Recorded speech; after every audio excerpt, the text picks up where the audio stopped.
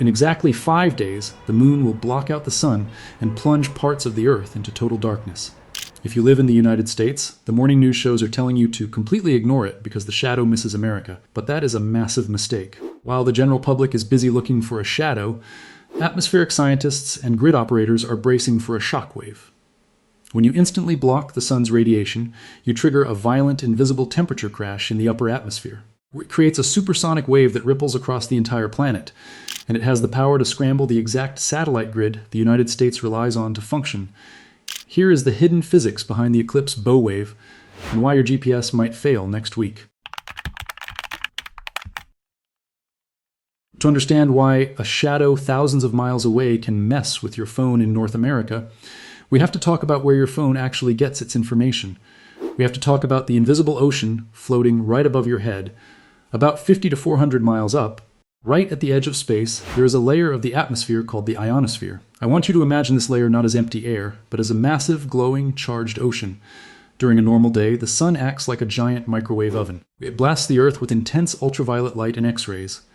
When this raw solar energy hits the thin gases at the edge of space, it violently strips the electrons right off the gas atoms. This process, called ionization, turns that layer of the sky into a thick, buzzing soup of electrically charged particles. Because it is full of electricity, the ionosphere acts like a giant, invisible mirror for radio waves. For the last several decades, human civilization has built our entire digital existence around the fact that this charged ocean is relatively stable. When an airplane is flying over the middle of the Atlantic Ocean, far away from any cell towers, the pilots use high-frequency radios to talk to air traffic control. They point their radio signal up at the sky, bounce it off the ionosphere, and angle it back down to a receiver in New York or London.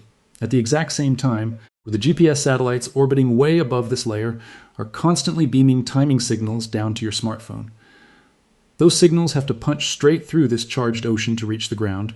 When the sun is shining normally, this ocean is like a calm pond. The water is perfectly still. The radio signals bounce off it cleanly, and the GPS signals punch through it predictably. Our phones know exactly where we are, our airplanes stay on course, and the digital world hums along flawlessly.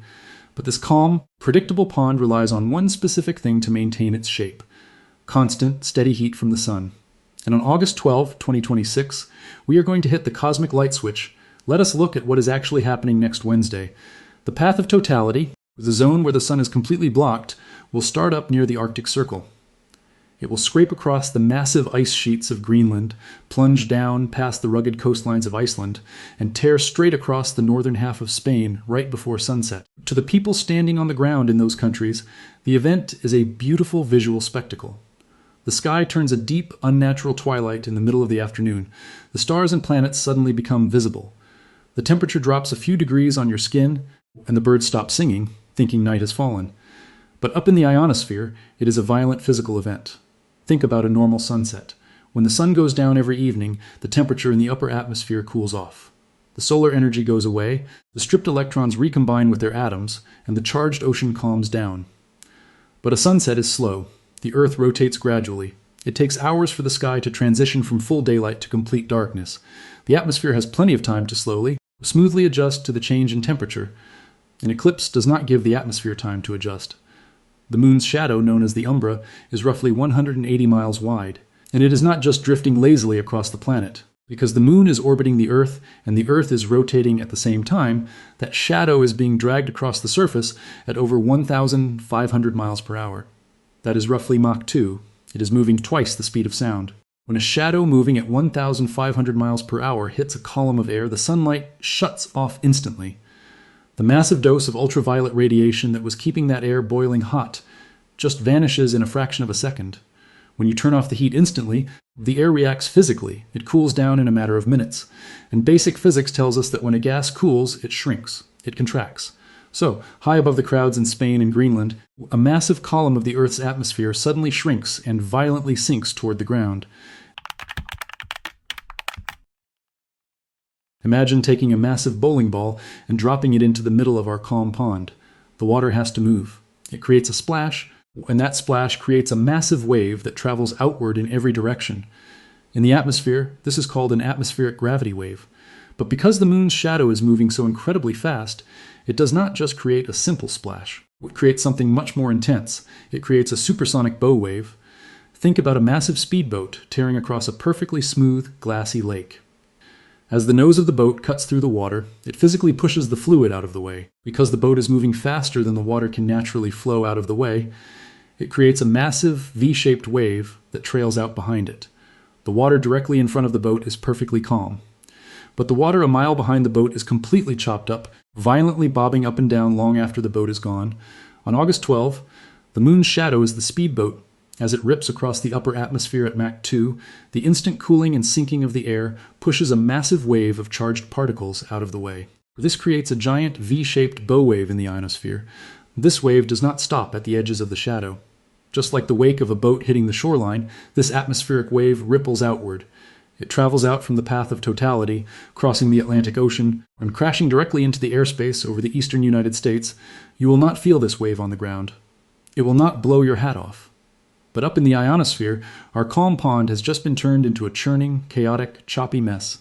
And that choppy water is exactly what threatens our digital grid. To understand why this wave breaks things on the ground, you have to understand how fragile the GPS network actually is, and how heavily we rely on it. When you open up a map app on your phone to find the nearest coffee shop, you might think your phone is sending a signal up to space to ask where you are, but that is not how it works. Your phone is completely silent. It is just listening. Hovering 12,000 miles above your head is a constellation of global positioning system satellites. These satellites are basically just incredibly expensive flying clocks. All they do 24 hours a day is scream out the exact time. They are transmitting a radio signal that essentially says, "I am satellite number 4, and the time is exactly 12, 0, and 1 microsecond." Your phone picks up that signal. Because radio waves travel at the speed of light, your phone knows exactly how long it takes for a signal to travel from space to the ground. By comparing the time the satellite sent the signal to the time your phone received it, your phone calculates exactly how far away that satellite is. If your phone listens to 4 different satellites at once, it can draw 4 imaginary circles, see where they intersect, and pinpoint your exact location on Earth down to a few feet. But this entire mathematical trick relies on one crucial assumption. The speed of light has to be perfectly constant. And this is where the Eclipse bow wave becomes a massive problem. Radio waves travel at the speed of light when they are moving through the empty vacuum of space. But when they hit the Earth's atmosphere, they slow down slightly. And when they hit the charged, buzzing soup of the ionosphere, they slow down even more. Grid operators and engineers know this. They have built complex software into your phone to compensate for the normal thickness of the ionosphere. It expects the calm pond. It knows exactly how much to adjust the math. But when the supersonic bow wave from the Eclipse crashes over the United States, the ionosphere is no longer a calm pond. It is full of massive rolling waves of dense electrons. When a GPS signal tries to punch through one of the thick peaks of that wave, it hits a wall of electricity.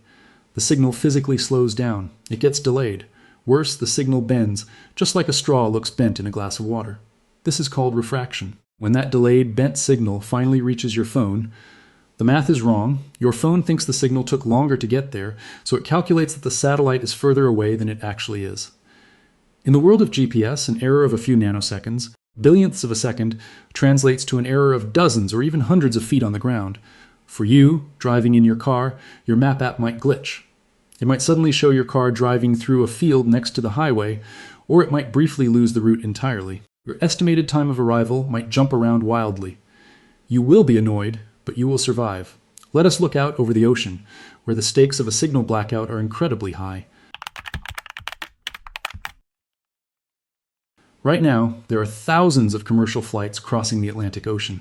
This is the North Atlantic Tracks System, a massive invisible highway in the sky that connects North America to Europe. When an airplane leaves the east coast of the United States and heads toward the open ocean, it quickly loses contact with ground-based radar. The curvature of the Earth prevents standard radio towers from reaching the aircraft. To maintain contact with air traffic control, these planes rely on 2 things: satellite communication and high frequency, or HF, radio. HF radio is the ultimate backup system. It works by shooting a signal up into the sky, bouncing it off the ionosphere, and having it land thousands of miles away. It requires the calm pond to work smoothly. When the path of totality rips between Greenland and Spain on August 12, it is carving a massive trench right through the most crowded transatlantic flight corridor in the world. The supersonic bow wave will completely chop up the ionosphere directly above these airplanes. When a pilot tries to use the HF radio to report their position, the signal will hit the chaotic, rolling waves of charged particles and scatter into space, or it will be absorbed entirely. This causes what pilots call a radio blackout. They pick up the microphone, press the button, and they hear absolutely nothing but heavy, thick static. At the exact same time, the GPS receivers on the nose of the plane are trying to punch through the same choppy water, causing navigation errors. The pilots will not fall out of the sky. Modern aviation is incredibly safe when planes have internal inertial navigation systems involving highly calibrated gyroscopes that do not rely on space or outside signals. But it creates a high-stress environment for everyone involved. Because air traffic controllers in New York and London rely on precise location reports to keep planes separated in the dark, a radio blackout means they lose their margin of safety.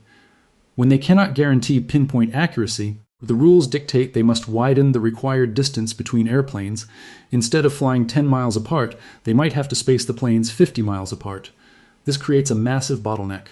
The invisible highway in the sky suddenly has fewer lanes. This leads to massive, cascading delays on the ground. Your flight might be held at the gate in Chicago, Atlanta, or Boston simply because the invisible ocean over the Atlantic is too turbulent to safely accept more traffic.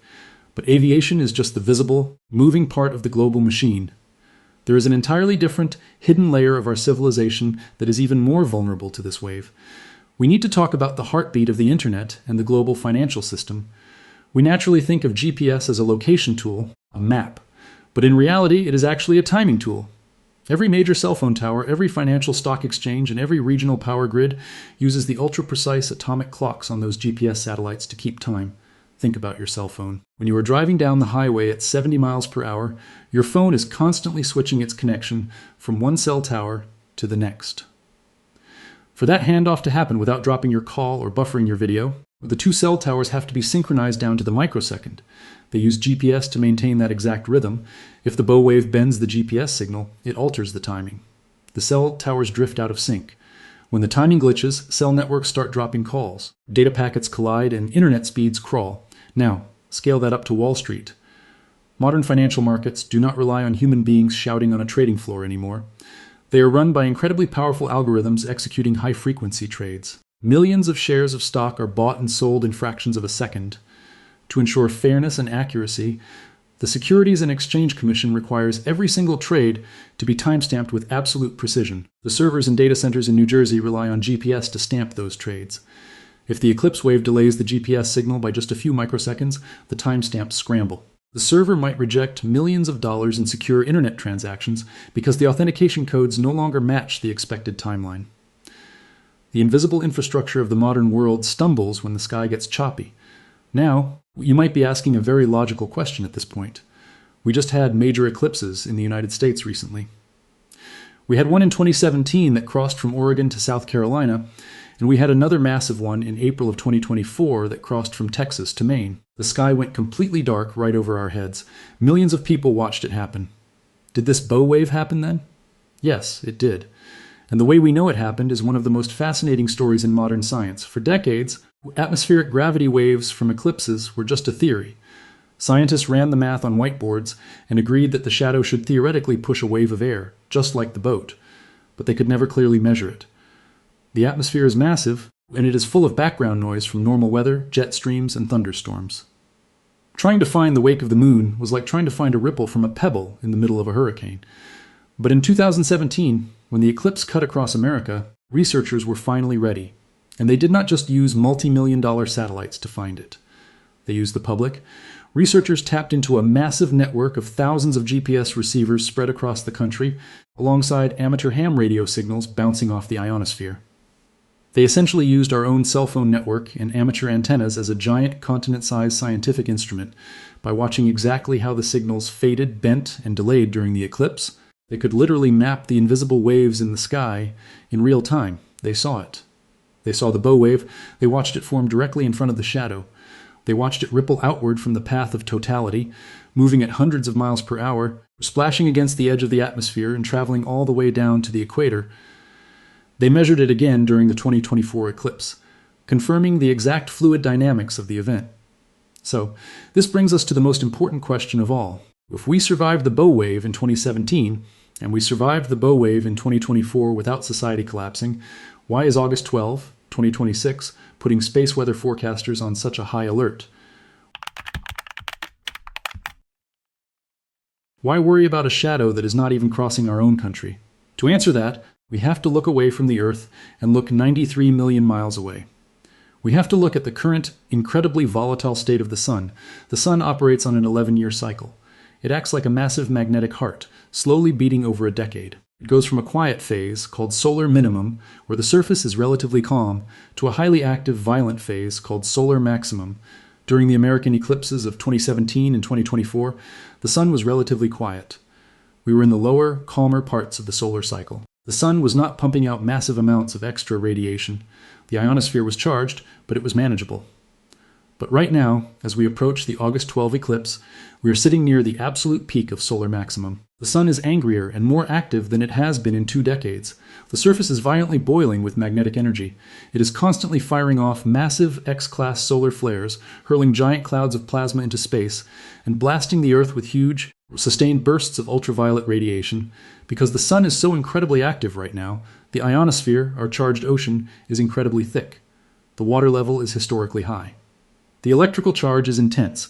When you drop a bowling ball into a shallow puddle, you get a small splash. You get a few ripples, and it is over quickly. But when you drop a massive object into a deep, heavy, volatile ocean, you get a massive rolling wave.